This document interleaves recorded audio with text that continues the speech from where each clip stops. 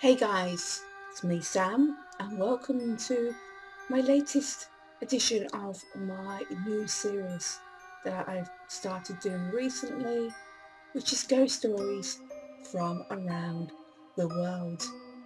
And today's ghost story is based on the Chateau de Brissac in France.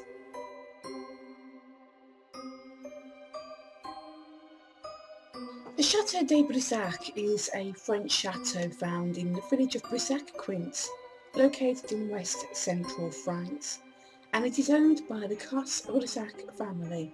It is the tallest chateau in France and stands at 7 stories high and boasts 240 rooms. Even today it reflects the influences of the 17th century Baroque architecture. The chateau is open to the public for tours and overnight stays. The chateau was originally built as a castle by the Count of Anjou, a skilled warrior and stern conqueror in the 11th century. But after the victory over the English by King Philip II of France, he gave the property to William de Rocher, a French knight and crusader. In 1434, the castle was acquired by Pierre de Bresse, a wealthy chief minister, and in 1455, he had the structure rebuilt in a grand Renaissance style. The only parts of the original castle that were kept were the twin towers, which can still be seen today. And after Pierre's death, the chateau was inherited by his son, Jacques de Bresse, who I will discuss more about later on in the story.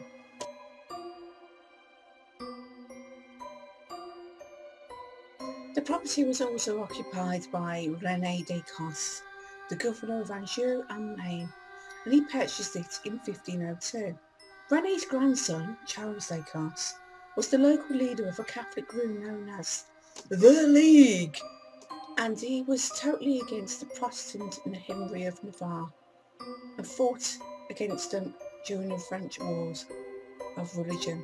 Due to this, the chateau was taken over by Henry in 1589, and the League was defeated in 1594, and Cosse conceded defeat, and in return for his submission, the now Henry IV of France made him Duke of Brissac and gave him his chateau back.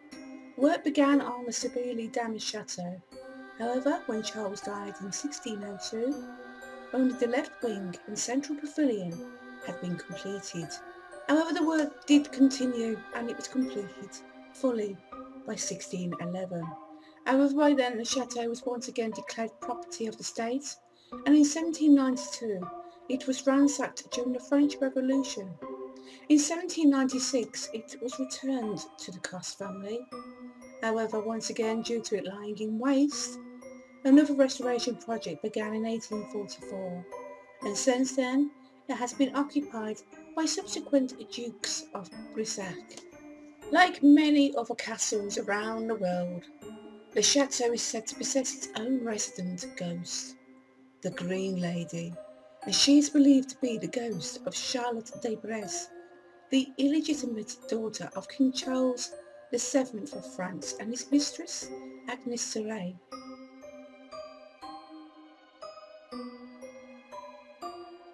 In 1462, a marriage was arranged between Charlotte and Jacques de Bresse, and it is said that because it was a political arrangement, there is no love interest between the pair at all. In fact, the pair were completely the opposite of each other, like chalk and cheese. Jacques liked to go hunting and spend his time outdoors, whereas Charlotte was more of a indoors person, obviously due to the fact that she'd been brought up in the royal court, so that was the kind of background that she was more used to. On May the 31st, 1477, Jacques is said to return from a hunting trip. He then had dinner with his wife and retired to sleep in his own bedroom, as they did not share a bed. In the middle of the night, he was awoken by a servant who told him that his wife was having an affair with one of his huntsmen, and they were together in her bedroom right now. Jacques rushed to his wife's bedroom and caught the lovers red-handed, and in a fit of rage he killed them both. Very shortly afterwards he moved out of the chateau, as it is said he could not stand to hear the moaning of his late wives and her lovers' ghosts. It makes me wonder, was it the moaning of being dead or killed, or was it other moaning they heard? Oh. When Charlotte's half-brother, King Louis XI, found out that his half-sister was dead, he had Jacques arrested and thrown into prison for several years. He also took away his properties as part of his punishment, and the chateau was given to Jacques' son, Louis de Brissac. However, 3 years later, Charles VIII overruled the judgment and restored Jacques' title and lands. Today it is claimed that only the ghost of Charlotte remains at the chateau, and her favourite haunt is said to be the tower room of the chapel, where she can be found wearing a green dress, hence the name, the Green Lady.